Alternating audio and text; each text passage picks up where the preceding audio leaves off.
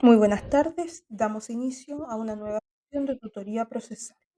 Hoy comenzaremos con la temática del juicio ejecutivo de las obligaciones de hacer.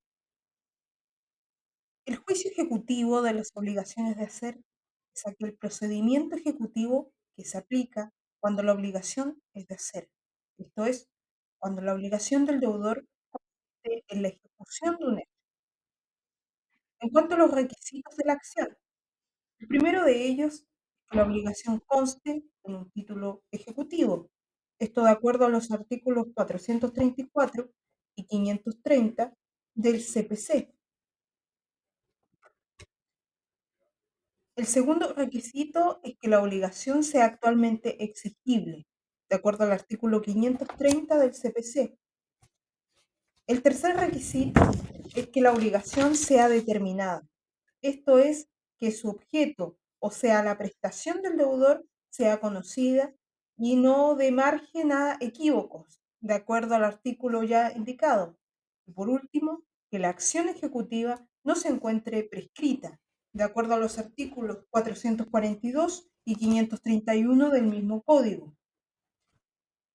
En cuanto a la subclasificación de la misma, este juicio ejecutivo va a poder clasificarse a su vez en juicio ejecutivo sobre suscripción o constitución de una obligación y juicio ejecutivo sobre la realización de una obra de carácter material. En cuanto al primero, el juicio ejecutivo sobre suscripción de un documento o constitución de una obligación. Aquí el juicio consta de dos cuadernos, el cuaderno ejecutivo y el cuaderno de apremio, y se aplican en él, en forma supletoria, las normas de juicio ejecutivo de obligaciones de dar, del artículo 531 del CPC. En cuanto al primer cuaderno, al cuaderno principal, este se compone, en primer término, por la demanda ejecutiva. Ella debe cumplir con todos los requisitos de las demandas y es similar a la demanda ejecutiva de los juicios de las obligaciones de dar. Pero aquí debe pedirse mandamiento para que el deudor suscriba el documento o constituya la obligación en el plazo que le señale el juez, bajo apercibimiento de que si no lo hace, actuará él a su nombre. Esto de acuerdo al artículo 532 del Código.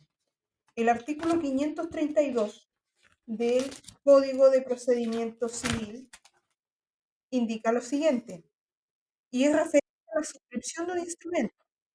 Si el hecho debido consiste en la suscripción de un instrumento o en la constitución de una obligación por parte del deudor, podrá proceder a su nombre el juez que conozca del litigio, si, requerido aquel, no lo hace dentro del plazo que le señala el tribunal.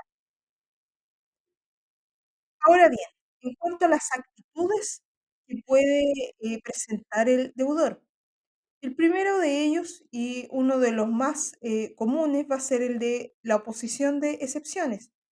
Aquí rigen las mismas normas que respecto del juicio ejecutivo de las obligaciones de dar, pero además de las excepciones que señala el artículo 464 del Código, que son aplicables, va a proceder también la excepción de imposibilidad absoluta para la ejecución actual de una obra debida.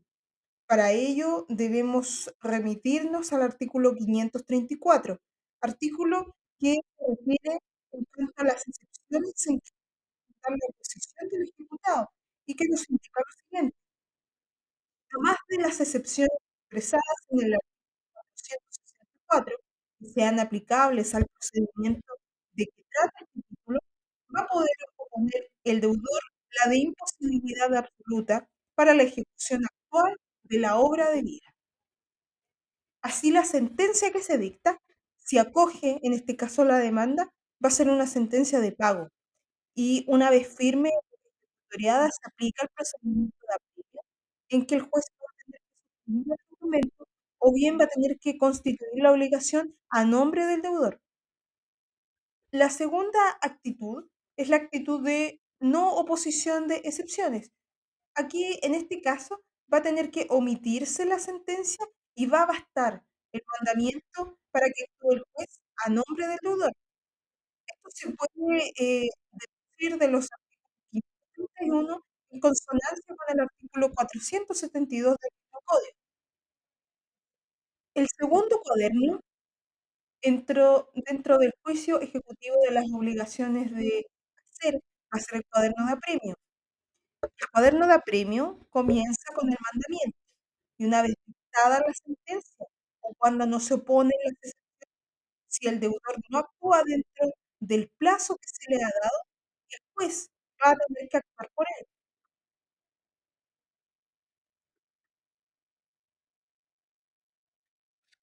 Ahora bien, en cuanto a la segunda subclasificación de juicio ejecutivo de las obligaciones de ser, tenemos la del juicio ejecutivo sobre la realización de una obra material. El juicio consta, como ya se había dicho, de dos poderes, el principal o cuaderno ejecutivo y del cuaderno de apremio, y se van a aplicar en él las normas supletorias, como ya habíamos indicado, del juicio ejecutivo de las obligaciones de dar. Esto de acuerdo al artículo 531 del el cuaderno principal, en esta segunda subclasificación del juicio ejecutivo sobre la realización de una obra material, va a consistir en primer término de la demanda ejecutiva. Aquí se va a tener que pedir que se requiera al deudor para que cumpla una obligación y se le señale a la vez un plazo prudente para que se dé por iniciado el trabajo que se le encomendó.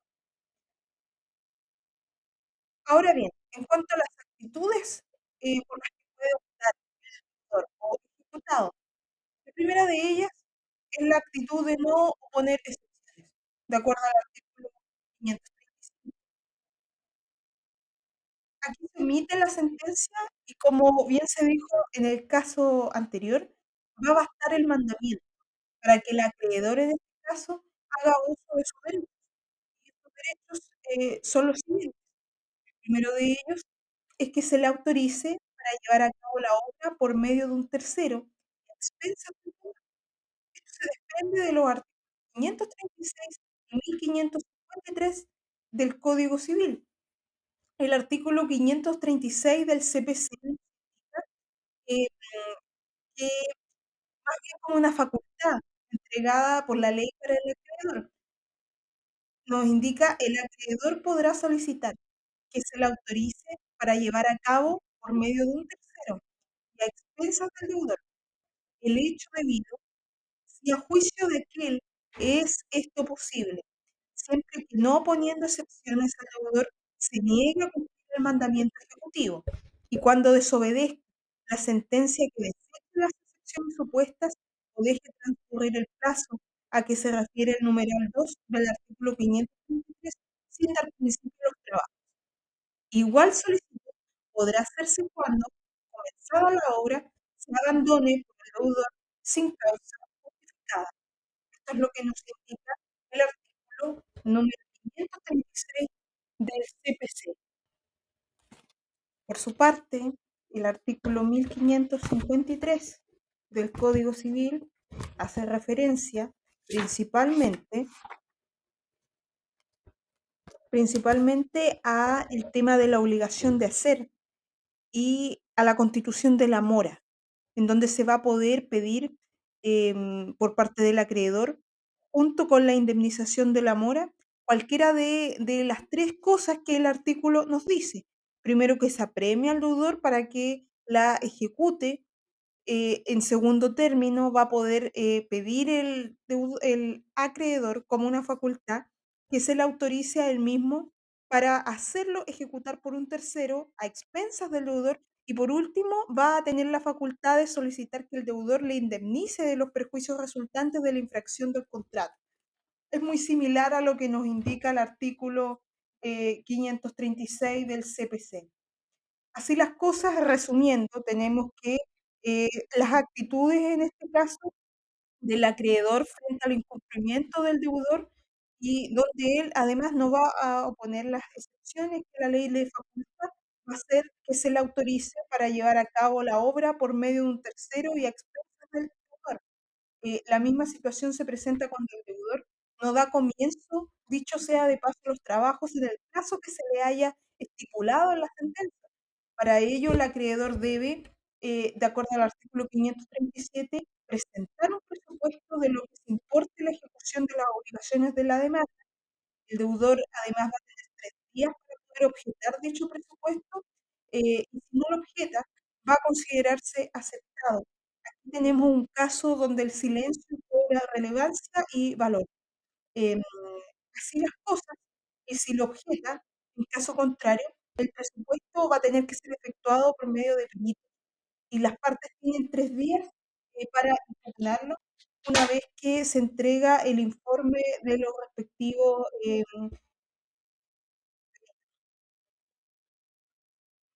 determinado el valor de la obra, el deudor debe consignar, su monto dentro de tercero día, y si no lo hace, van a embargarle, van a tener bienes suficientes para hacer esa consignación, de acuerdo al juicio ejecutivo de las obligaciones de edad, pero sin admitir excepciones para oponerse a la ejecución. Esto se desprende de los artículos 538 y 541 del CPC. Así las cosas, una vez agotados los fondos consignados, el acreedor puede solicitar el aumento de ellos justificando que ha habido, algún error en el presupuesto o que han sobrevenido circunstancias imprevistas que vendrían a aumentar el costo de la ejecución de la obra, cuenta consagrado en el artículo 49 del CPC. Lo cierto es que una vez concluida la obra, el acreedor va a poder rendir cuenta de la inversión de los fondos suministrados por el deudor, de acuerdo al artículo 540.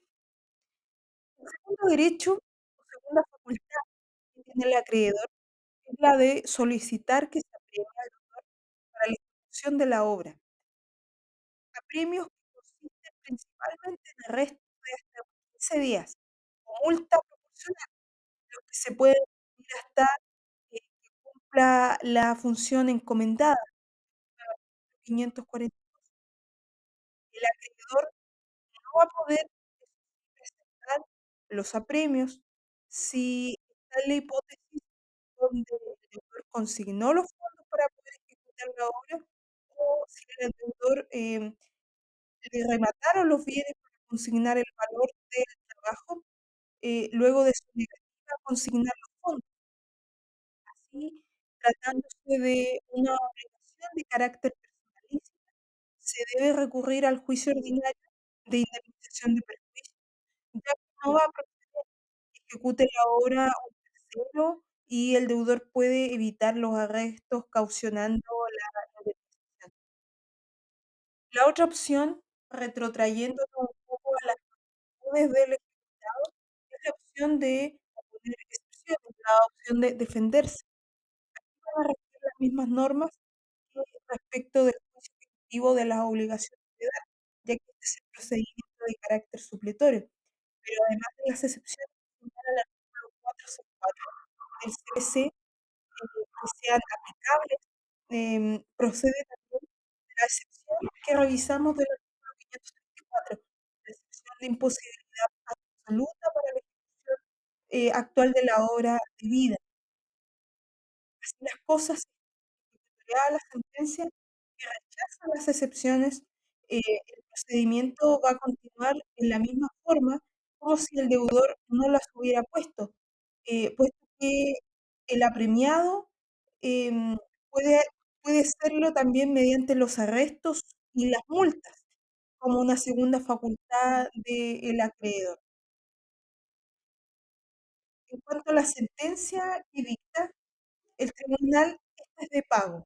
Únicamente va a poder cumplirse encontrándose ejecutoriada, de acuerdo al artículo 535. No obstante ello, el acreedor puede hacer valer sus derechos en forma anterior si, en primer lugar, cautiona los resultados del recurso del ejecutado, de acuerdo al artículo 475, o bien, si se ha interpuesto en contra de la sentencia recurso de casación, pues estos no suspenden la ejecución, de acuerdo al artículo 773 del CPC. En cuanto a la división general del procedimiento ejecutivo de las obligaciones de hacer, ya nos referimos al primer cuaderno, el cuaderno ejecutivo, Y ahora vamos a hablar respecto al cuaderno de apremio. El cuaderno de apremio comienza, al igual que en el procedimiento de las obligaciones de dar, con el mandamiento. El mandamiento debe contener como mención lo siguiente: en primer lugar, la orden de requerir al deudor para que cumpla la obligación y, en segundo término, el señalamiento de un plazo prudente para que dé principio al trabajo. Esto de acuerdo al artículo 533 del CPC. El artículo 533 del Código de Procedimiento Civil es referente a la ejecución de una obra material y nos indica que cuando la obligación consista en la ejecución de una obra material, el mandamiento ejecutivo contendrá las 2 disposiciones que ya se indicaron, o sea, la orden de requerir al deudor para que cumpla la obligación que se le apremie y además el señalamiento de un plazo prudente para que dé principio de